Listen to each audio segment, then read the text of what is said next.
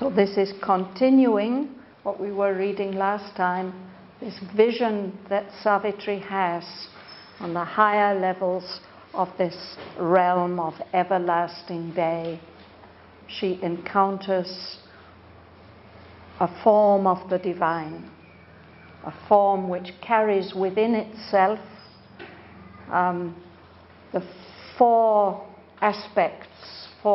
major aspects of the divine. The divine as creator of the material world, as dreamer of the subtle worlds, as the sleeping wisdom from which all creation has emanated, and as the fourth state, the ineffable, the unknowable, about which very little can be said.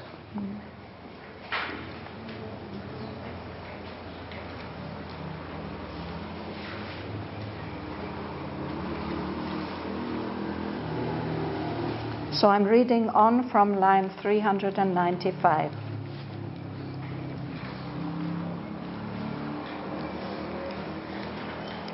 All powers were woven in countless concords here.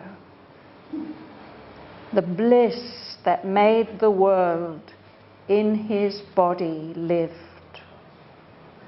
Love and delight were the head of the sweet form. In the alluring meshes of their snare recaptured, the proud, blissful members held all joys, outrunners of the panting heart and fugitive from life's outstripped desire. Whatever vision has escaped the eye, whatever happiness comes in dream and trance, the nectar spilled by love with trembling hands, the joy the cup of nature cannot hold, had crowded to the beauty of his face, were waiting in the honey of his laugh. Things hidden by the silence of the hours, the ideas that find no voice on living lips, the soul's pregnant meeting with infinity had come to birth in him and taken fire. The secret whisper of the flower and star revealed its meaning in his fathomless look. His lips curved, eloquent, like a rose of dawn. His smile that played with the wonder of the mind and stayed in the heart when it had left his mouth, glimmered with the radiance of the morning star, gemming the wide discovery of heaven. His gaze was the regard of eternity. The spirit of its sweet and calm intent was a wise home of gladness, and divulged the light of the ages in the mirth of the hours. A sun of wisdom in a miracled grove. In the orchestral largeness of his mind, all contrary seekings their close kinship knew. Rich-hearted, wonderful to each other, met in the mutual marveling of their myriad notes, and dwelt like brothers of one family who had found their common and mysterious home. As from the harp of some ecstatic god, there springs a harmony of lyric bliss, striving to leave no heavenly joy unsung. Such was the life in that embodied light. He seemed the wideness of a boundless sky. He seemed the passion of a sorrowless earth. He seemed the burning of a worldwide sun. Two looked upon each other, soul saw soul.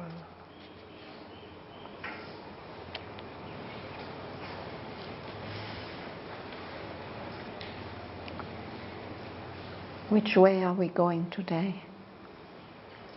This way? This way. Would you start? Line 395.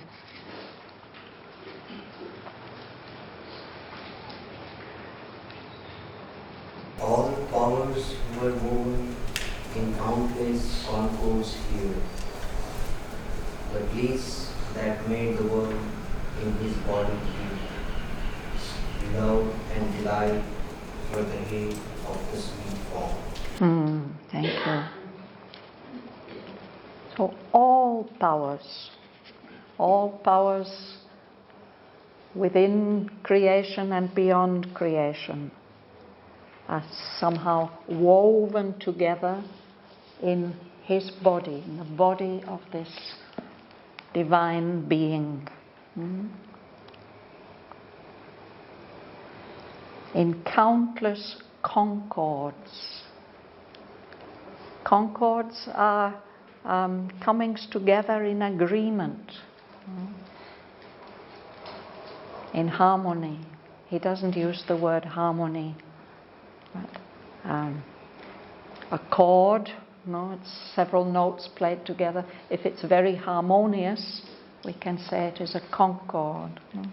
So there are all these powers which maybe to us seem opposite and contradictory were woven together there in countless concords, so many different relationships that they can't be counted. The bliss that made the world lived in his body, can be seen there living. And love and delight were the head of the sweet form. So the head is in a way we consider it the most important part of the body, the leading part, the crowning part. So that his head expresses love and delight. Dhanalakshmi. In the alluring measures of their snake, recaptured the proud, blissful embers tell all joys, outrunners of the panting heart, and fugitive from life's outstripped desire. So the subject of this sentence is the proud, blissful members. The members are the parts of the body.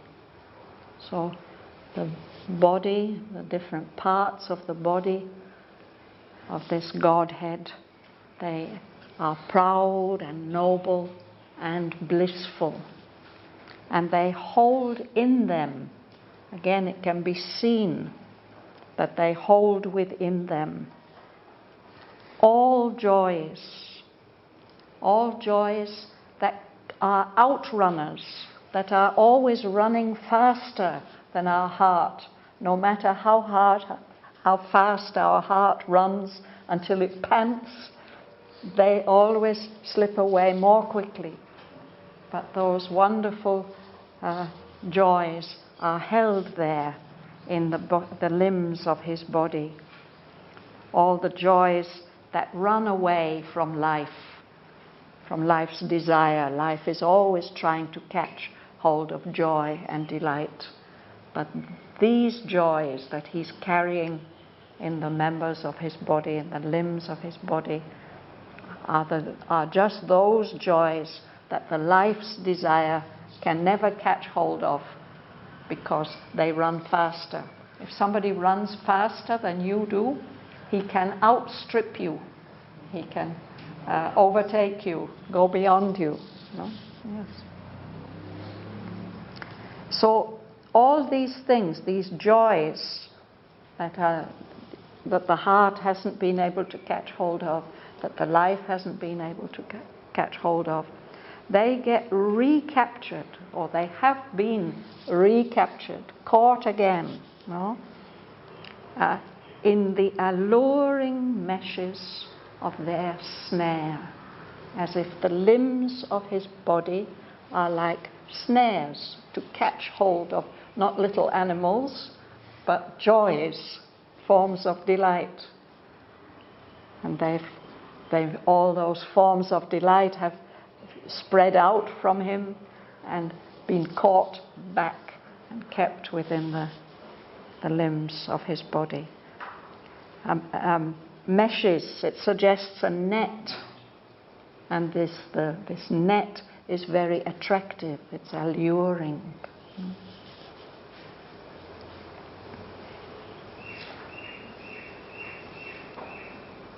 Rosa. Whatever vision has escaped the eye, whatever happiness comes in dream and trance, the nectar spilled by love with trembling hands, the joy the cup of nature cannot hold, had crowded to the beauty of his face, were waiting in the honey of his love. In his laugh, his laugh is very sweet. His love. It's as sweet as honey.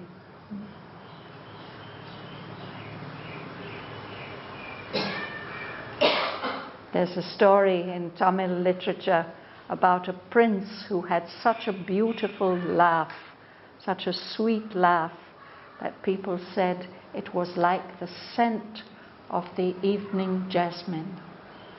His laughter was as sweet as that. And here Sri Aurobindo speaks of honey. So this is continuing a similar idea. A list of things that have escaped us, that we have not been able to catch.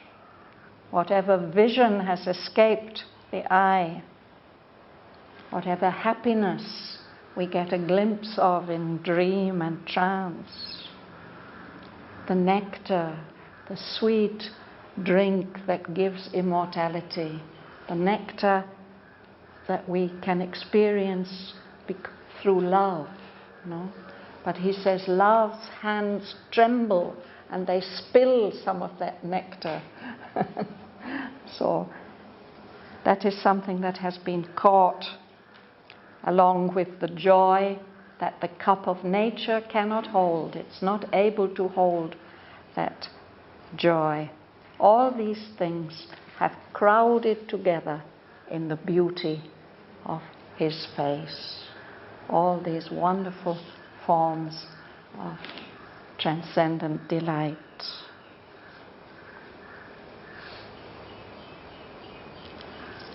Martin. Things hidden by the silence of the hour, the ideas that find no voice on giving it, the soul's pregnant meeting with infinity, had come to birth in him and taken fire.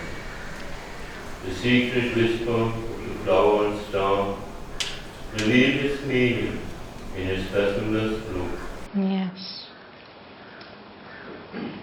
So again, these are things that are beyond our experience. Ideas that can't be expressed or have never been expressed by human lips and living lips. Things hidden by the silence of the hours, as if time is full of secrets that we don't know about. No? Maybe meditation, what even meditation cannot find out, silence of hours. The silence of the hours, yes. Meditation, Even when we, in our silent hours, we can't contact these things, yes.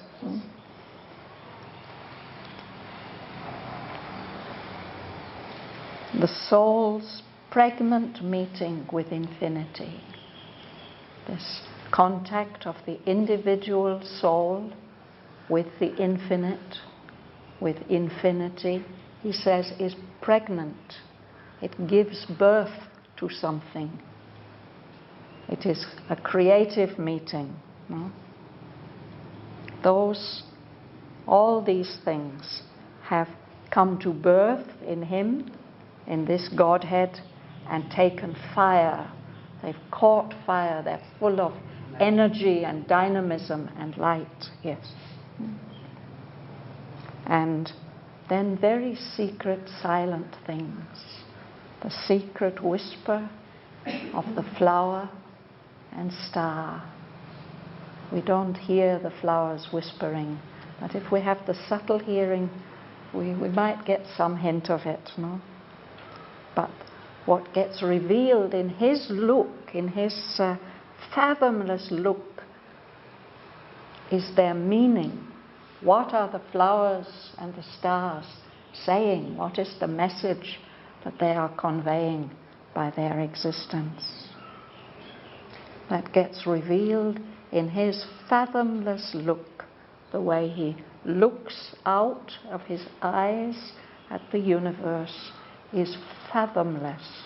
It's so deep, it can't be measured.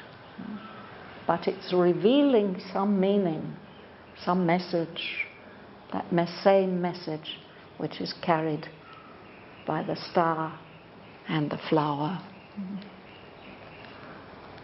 They are whispering to us the same message through their beauty.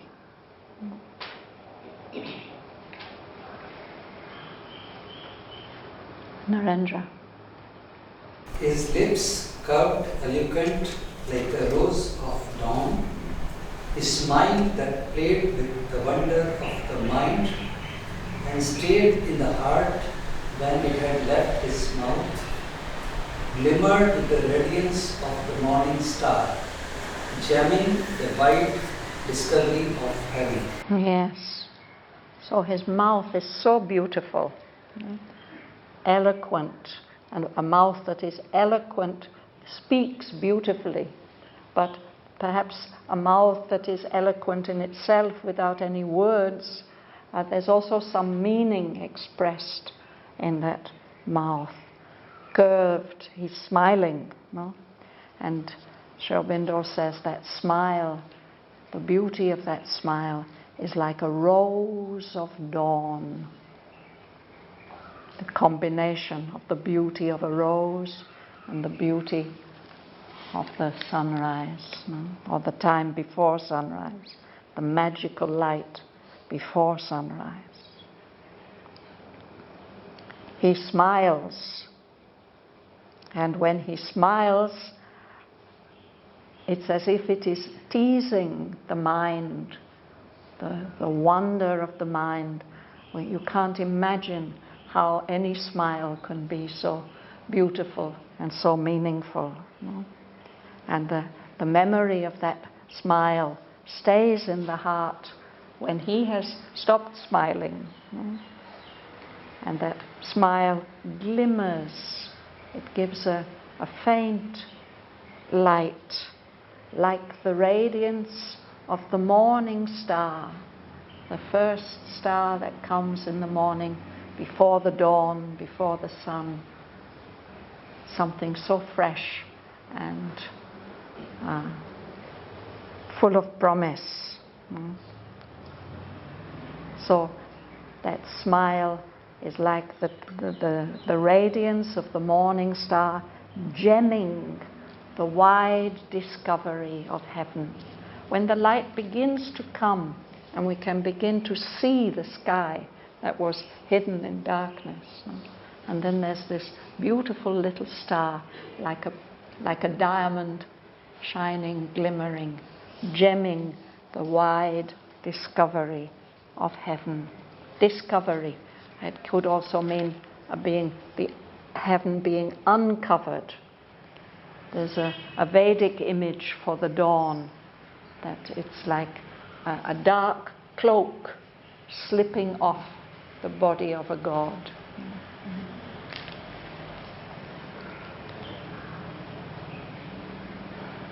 Chitra. His gaze was the regard of eternity. The spirit of its sweet and calm intent was a voice, home of gladness and devotion. Divulged. Divulged. It means revealed. Divulged. Divulged. The light of the ages in the midst of the gods. The sun of wisdom in a miracle glow. Yes. So he spoke before of the fathomless look of the eyes of this God. Here he says his gaze was the regard of eternity. Here in Savitri we find in many places that Sri Aurobindo uses this word not in its English sense. When we offer somebody our regards, it means our respect, no? But the original or the French sense of this word is a look, a gaze. No? So his gaze was the regard of eternity. It's as if eternity is looking out of his eyes. He sees everything with the vision of eternity. And some intent, some intention is expressed in that regard. The spirit of its sweet and calm intent was a wise home of gladness. So there's a spirit there which houses in it gladness. It's sweet, calm, steady, wise also. Its wisdom is there. And divulged, revealed, the light of the ages.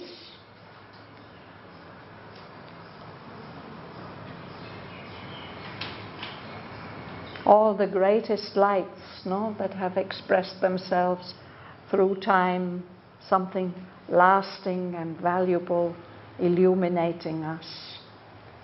And here what is revealed is this combination of timelessness, or a very, very long time, all the ages, and the hours, in the mirth of the hours. Mirth is merriment, laughter.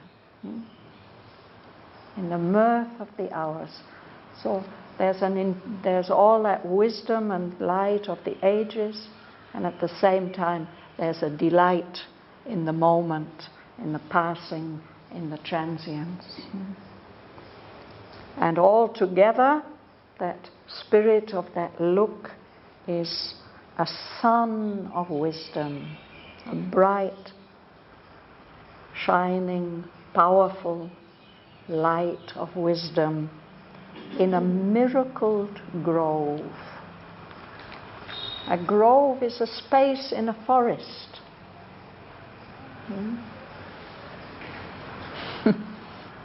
A miracled grove. It's magical. Of course, one thinks of Lord Krishna, dancing in the grove, in the in the moonlight. So perhaps these are opposite ideas, the sun of wisdom and the miracled grove lit up by moonlight, and a magical light. Anandi. The orchestral artist of his mind, all contrary seekings that close friendship to you, each heart is wonderful to each other yet, in a neutral kind of noble way of moods.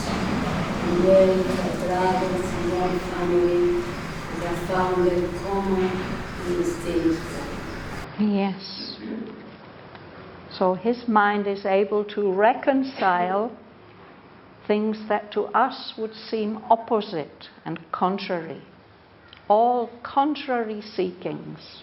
We may all seem to be looking for different things, but in the largeness of his mind, the orchestral largeness. An orchestra is made up of many, many different instruments and musicians, but they have to play together. They can even play very, very different things, but all together it makes a wonderful and moving harmony. So his mind is like that, in the orchestral largeness of his mind. All contrary seekings can find and recognize their close kinship, that they are members of one intimate family. They are part of this oneness. Kinship, your kin are your relatives, your brothers and your sisters and your uncles and your aunts and your cousins and second cousins. They are all your kin. So all contrary seekings, their close kinship knew. And they met together, marveling, wonderful to each other. They met, rich-hearted. A great deal of warmth and richness in their hearts. In the mutual marveling of their myriad notes. Myriad is so many that it can't be counted. No? So they're all playing different notes in their orchestra, in their contrary seekings. No? But they come together in his mind and marvel. They are amazed by the beauty of each other. No? They all admire and appreciate each other, and live together like brothers of one family who've come together. They've been separated, but they've come together and found their common and mysterious home, their origin, where they have come from, the place where they are all united. Like many religions, they are seeking for same God. Yes. So this is in his mind. There's no separation. All these things come together. Their differences and their contrarinesses are recognized, but it all is makes a complete harmony.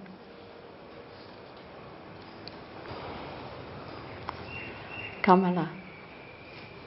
As from the heart of some ecstatic God, there springs the harmony of the rich bliss, striving to leave no heavenly joy unsung. Such was the life in that embodied light. Would you like to read to the end? He seemed the oneness of a boundless kind. He seemed the passion of a soulless earth. He seemed the burning of a worldwide sun. To look upon earth, others, to each other, soul saw soul. Yes, thank you.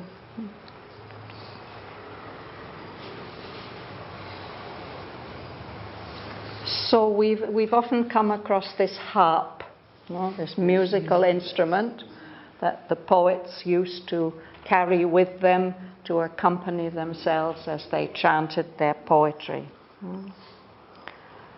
So it's also associated with singing and with celebrating.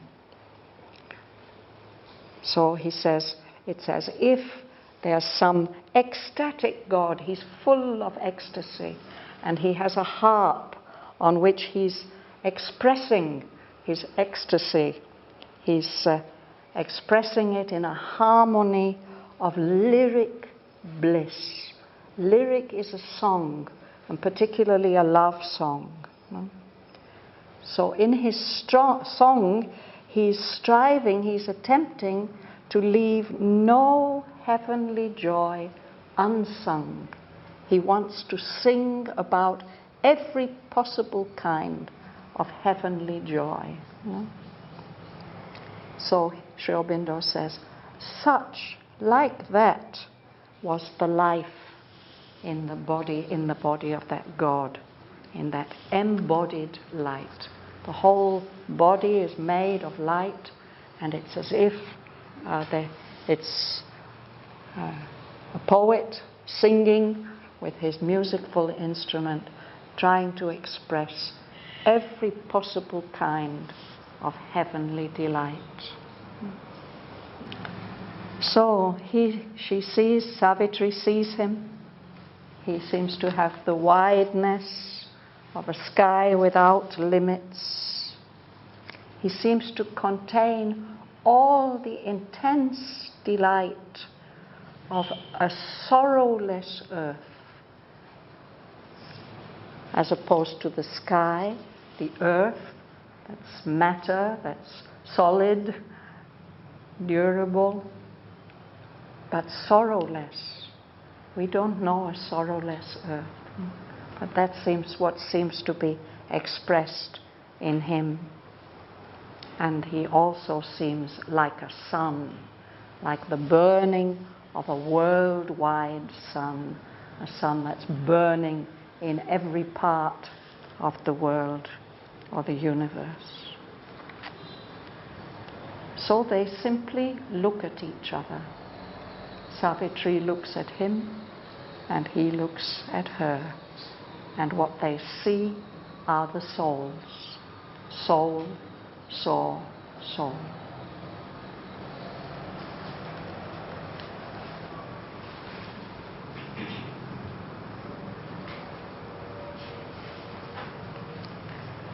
Anybody would like to ask anything about this passage? Well, for me, what this does, yesterday in the Life Divine we read that when you get to the supermind, it's something that cannot be expressed in a way that a human mind can understand, which is why I think he doesn't name it, and he says it seems like this, it seems like that. You can only give an impression of a sort of emotional impression of what it's like without being able to describe it. And that was the other thing he said. Either we can speak of it in too abstract terms that the mind can't grasp, or we can express it in figures, in images, which may, I forget how he says it, but may turn it into something else. So, of course, Sri Aurobindo's attempting something extremely difficult, possibly impossible here. But this was what he thought that the future poetry should be doing, to be aiming at conveying things which at present are not so easily graspable by the human mind. And in my opinion, he's doing this in the most masterly way through all these suggestions which he's giving. He has to speak of things that are familiar to us in one way, but then he makes them unfamiliar, magical, extraordinary, giving them suggestions far beyond their ordinary ones. So now he's going to speak to Savitri. And I think it's quite a long speech. We won't be able to read it all. It goes to the middle of page 685. But let's look at the first few sentences. Joel. Then, like an anthem from the heart's loosened king, a voice soared up whose magic sound could turn the poignant weeping of the earth to sobs of rapture and her cry to spirit song.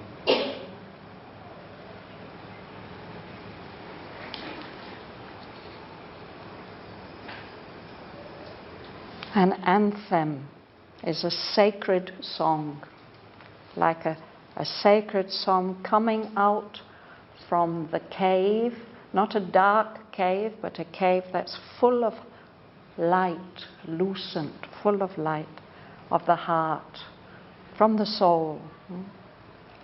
A voice soared up, it rises up. It's got such a magical sound that it could turn all the poignant weeping, all the pain and suffering of the earth, can turn that to sobs of rapture, to intense. Yes, sometimes we can't bear the delight, no? And it's too much. And her cry, her appeal, her longing gets to turn it to spirit song. It's got such a power of communicating truth and happiness. So what does he say, Sergei? O human image of the deathless word, how hast thou seen beyond the topless walls the gleaming sisters of the divine day, somewhat the genie of their wakeful sleep, and under the Venetians, arches, floors, the carved before shrouded doors, to sleep apart, unlock the avenues of spiritual sight, and toward the entrance of the heavenly estate, to thy not soul, the door, the golden key. Thank you.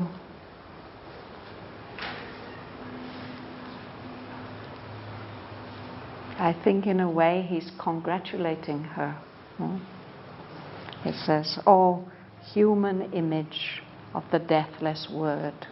Of course, this refers to the significance of her name and her incarnation. Savitri is the creative word, the word of truth, which gives rise to the universe. So he says, here you are, little Savitri. It described her like that, no? In Canto 10, a little figure. Sorry, Book 10. Yes, page 664 at the bottom. When Savitri reveals herself, death challenges her, and it says, the incarnation thrust aside its veil, a little figure in infinity, yet stood and seemed the eternal's very house. So there she is, little human Savitri, this young girl, maybe not even 18, but she's incarnating so much. So, oh, human image, you're a human image of the deathless word of creation. How have you been able to see beyond the topaz walls? Topaz is a gemstone, a golden colored gemstone. I don't know if there's anybody here who has studied gemology and who knows the significance of this. Il protect the occult level.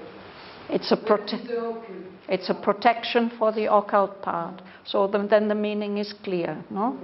Yeah. The walls that protect the inner occult worlds, the subtle worlds, are made of topaz. Thank you, Gangalakshmi. So you have been able to see beyond those protective walls of the subtle world. You've been able to see the gleaming sisters of the divine gate. There are two sister powers guarding the entrance into that world. And you have been able to summon, to call up the genii, the magical spirits of their wakeful sleep. I think it means the wakeful sleep of those divine sisters. Mm-hmm. And so they've had to let you in. You have forced your way in under the arches of revelation, one of the highest levels of mind. And you've forced the doors that are carved, but they're also shrouded, they're covered up by thought. Somehow you've been able to penetrate, to make those doors swing apart. And in this way, you have unlocked the avenues. If the doors swing apart, you might be able to see into a vast landscape in which there are wide roads, avenues of spiritual sight, of vision.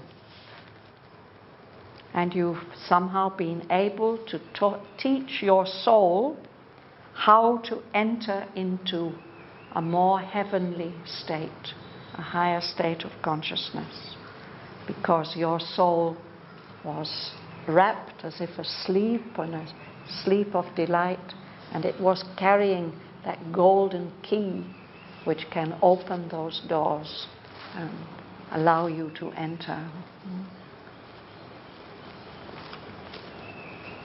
What are the sisters? What are the sisters? I don't know, Miriam. You don't know? No? When it says sisters, it means they are female powers, so they are somehow dynamic. If you want me to guess. No, I will say, you know about the riddle of the Sphinx. It's in the old Greek story of Odysseus.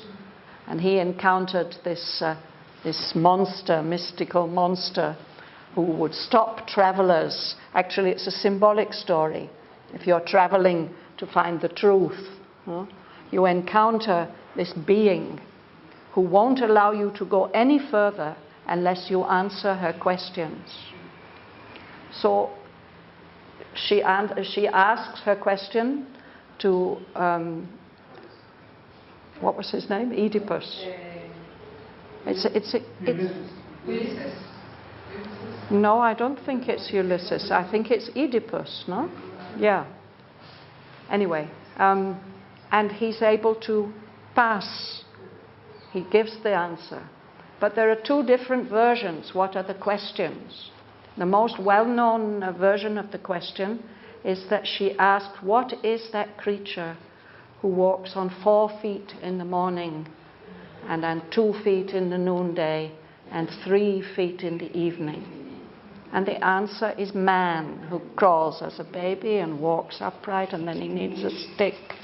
So man is the answer to everything, or you yourself are the answer to everything. But the other version is also very, very interesting. She asks, who are those sisters, each of whom gives birth to the other? Who are those two sisters, each of whom gives birth to the other? And the answer is night and day. The day gives birth to the night, And the night gives birth to the day, and it goes on and on and on and on. So that is also a very symbolic truth about our lives. That what seems to be darkness is concealing within it a brighter dawn. And we have to pass through the darkness to get to brighter and brighter dawns. And if we can understand that our world is a world of dualities, we can progress through that knowledge. So somebody who can answer the riddles of the Sphinx, they can go further on their journey. If you can't answer, she destroys you. Your chance is finished for that time. Could be also life and death. It could be life and death also, yes. Perhaps night and day are life and death, yes. In this context, no? Yes.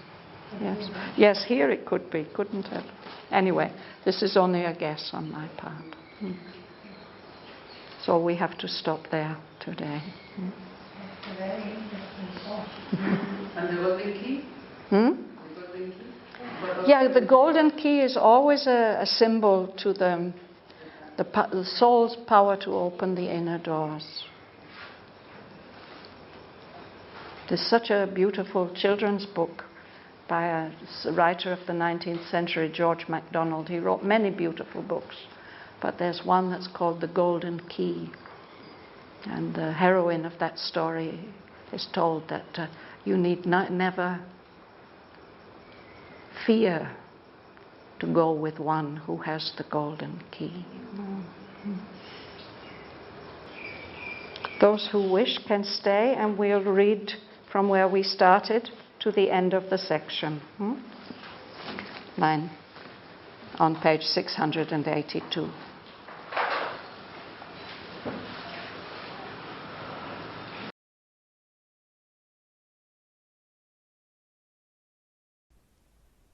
All powers were woven in countless concords here. The bliss that made the world in his body lived. Love and delight were the head of the sweet form.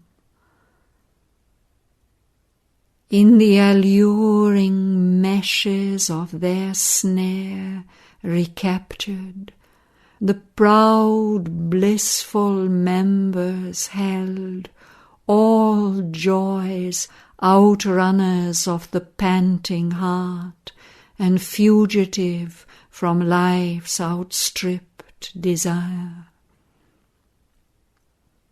Whatever vision has escaped the eye, whatever happiness comes in dream and trance, the nectar spilled by love with trembling hands, the joy the cup of nature cannot hold, had crowded to the beauty of his face, were waiting in the honey of his laugh. Things hidden by the silence of the hours, the ideas that find no voice on living lips, the soul's pregnant meeting with infinity, had come to birth in him and taken fire. The secret whisper of the flower and star revealed its meaning in his fathomless look. His lips curved, eloquent, like a rose of dawn. His smile that played with the wonder of the mind and stayed in the heart when it had left his mouth, glimmered with the radiance of the morning star gemming the wide discovery of heaven. His gaze was the regard of eternity. The spirit of its sweet and calm intent was a wise home of gladness, and divulged the light of the ages in the mirth of the hours. A sun of wisdom in a miracled grove. In the orchestral largeness of his mind, all contrary seekings their close kinship knew. Rich-hearted, wonderful to each other, met in the mutual marvelling of their myriad notes, and dwelt like brothers of one family who had found their common and mysterious home.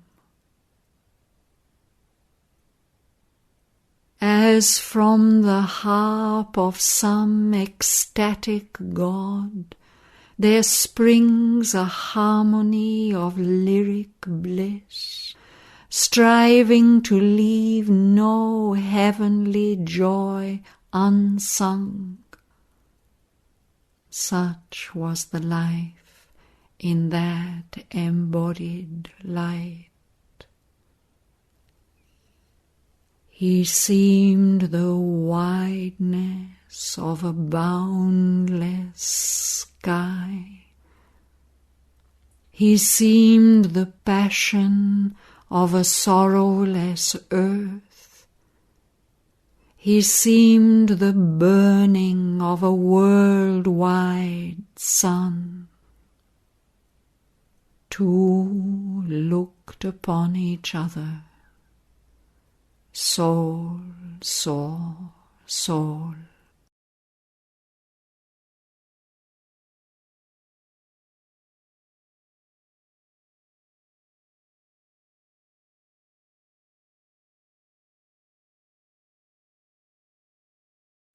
Then, like an anthem from the heart's lucent cave, a voice soared up, whose magic sound could turn the poignant weeping of the earth to sobs of rapture, and her cry to spirit song.